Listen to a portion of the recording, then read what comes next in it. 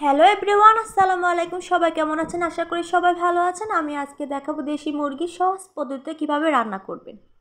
তো আমি মুরগি কেটে ভালো করে ধুয়ে নিয়েছিলাম। এর মধ্যে দিয়ে দিব হলুদের গুঁড়ো, স্বাদ মতো লবণ আর সরিষার তেল দিয়ে দিব। আমি পুরো রান্নাটা সরিষার তেল দিয়ে করব। তো 10 মিনিটের জন্য ম্যারিনেট করে আমি রেখে দিব। এই ফাঁকে আমি আলু কেটে নিয়েছি,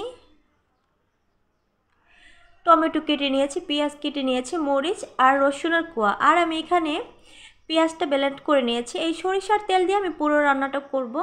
তো কড়াই গরম হয়ে গেছে, আমি এখানে তেল দিয়ে দিব। এর মধ্যে দিয়ে দিলাম তেজপাতা, সামান্য জিরে, আস্ত জিরে কাঁচা। তারপর আমি মরিচ দিয়ে একটু হালকা ভেজে নেব। এর মধ্যে দিয়ে দেব আমি পেঁয়াজ কুচি।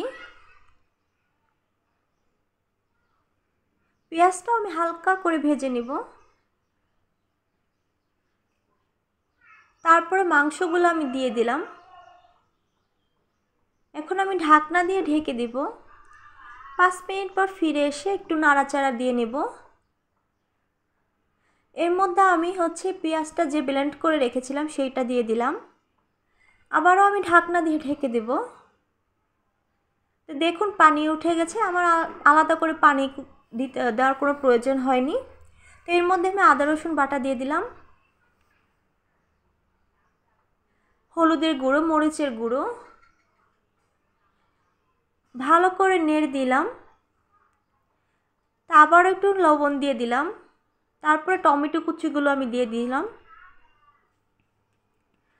তারপর ঢাকনাটা ঢেকে ভালো করে কষিয়ে নেব। তো 5 মিনিট পর ফিরে এসে আমি আবার একটু নেড়ে চেড়ে আবারও ঢেকে দেব।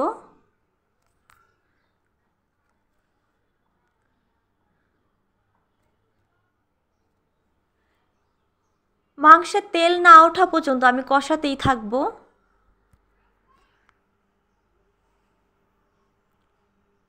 এর মধ্যে আমি দিয়ে দিলাম পানি ঝোল দেওয়ার জন্য, যেহেতু রান্নাটা একটু ঝোল ঝোল করে রান্না করব, তো আমি একটু বেশি পানি দিলাম। এবার আমি ঢাকনা দিয়ে ঢেকে দেব। তো দেখুন বলক এসে পড়েছে আর কালারটাও কত সুন্দর। সবাই ভালো থাকবেন। আল্লাহ হাফেজ।